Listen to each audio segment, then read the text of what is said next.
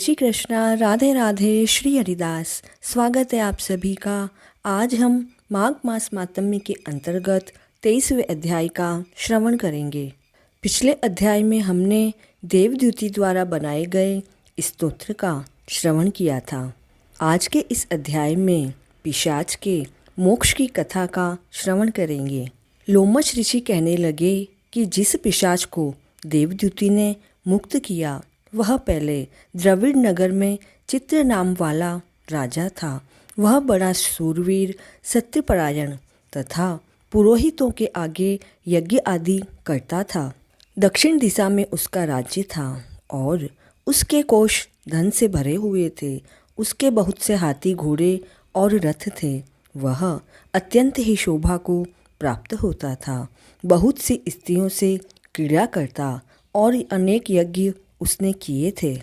वह रोजाना अतिथियों की पूजा करता, शस्त्र विद्या में निपुण था और ब्रह्म विद्या भी जानता था। ब्रह्मा, विष्णु, महेश तथा सूर्य की पूजा रोजाना करता था।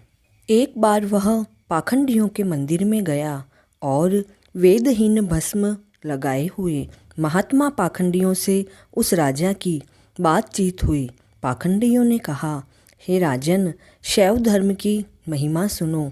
इस धर्म के प्रभाव से मनुष्य पाप को काटकर मुक्त हो जाता है। सभी वर्णों में शैव मत ही मुक्ति को देने वाला है। शिव की आज्ञा के बिना दान, यज्ञ और तपों से कुछ नहीं बनता है। शिव का सेवक होकर भस्म धारण करने, जटा रखने से ही मनुष्य मुक्त हो सकता है। जटा धारण करने तथा भस्म लेपन से ही मनुष्य शिव के समान हो जाता है और इसके बराबर कोई पुण्य नहीं है। जटा भस्म धारण किए हुए सभी योगी शिव के समान होते हैं। अंध, जड़, नपुंसक तथा मूर्ख सभी जटा से ही पहचाने जाते हैं। शूद्र वर्ण के शैव भी पूजनीय हैं। विश्वामित्र क्षत्रिय होकर तप से ब्राह्मण हो गए। वाल्मीकि चोर होकर उत्तम ब्राह्मण हो गए। इसलिए शिव पूजन में किसी बात का विचार नहीं है। तब से ही ब्रह्मत्व प्राप्त होता है, जन्म से नहीं। इस कारण शैव का दर्शन उत्तम है तथा शिव के सिवाय दूसरे देवता का पूजन न करें। शिव तपस्वी को विष्णु का त्याग करना चाहिए, ना ही विष्णु की मूर्ति का पूजन करना चाहिए। विष्णु के दर्शन से शिव द्रोह उत्पन्न होता है और शिव के द्रोह से रौरव आदि नरक मिलते हैं।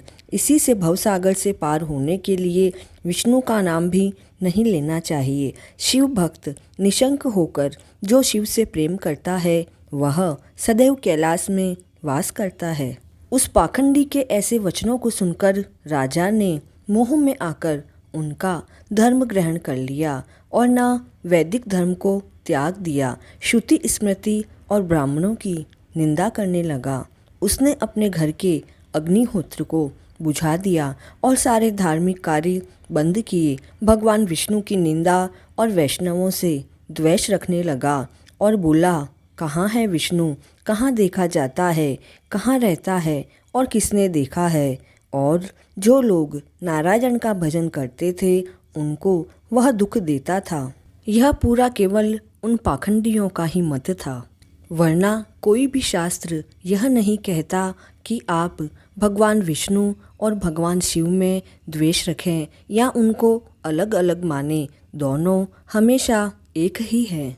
अब उस राजा पर तो उन पाखंडियों का विचार उग्र हो गया था।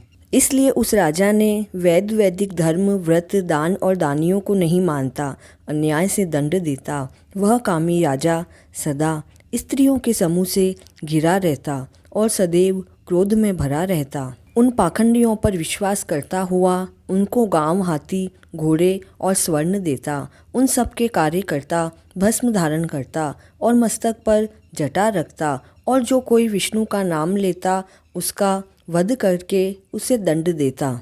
और उसने अपने पूरे राज्य में डूंडी पिटवा दी थी। उसके डर से ब्राह्मणों तथा वैष्णवों ने उसके देश को ही छोड़ दिया और दूसरे देशों में चले गए। सारे देश का वासी केवल नदी के जल से ही जीते, जीविका से दुखी होकर वृक्ष आदि नहीं लगाते और ना ही खेती करते।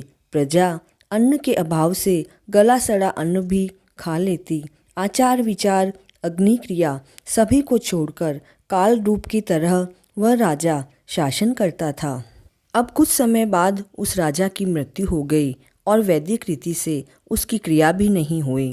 उसे यमदूतों से अनेक तरह के दुख उठाते हुए कहीं लोहे की कीलों पर से चलना पड़ा, कहीं जलते अंगारों पर चलना पड़ा। जहाँ सूर्य अति तीव्र था और ना ही कोई छाया का वृक्ष था, कहीं लोहे के डंडों से पीटा गया, कहीं बड़े बड़े दांतों वाले भेड़ियों और कुत्तों से काटा गया। इस तरह दूसरे पापियों का हाहाकार सुनता हुआ वह राजा यमलोक पहुंच गया। इति श्री पद्म पुराण अंतर्गत 23वां अध्याय संपूर्ण। ठाकुर जी आप सभी का मंगल करे, इसी शुभकामना के साथ जय श्री कृष्ण।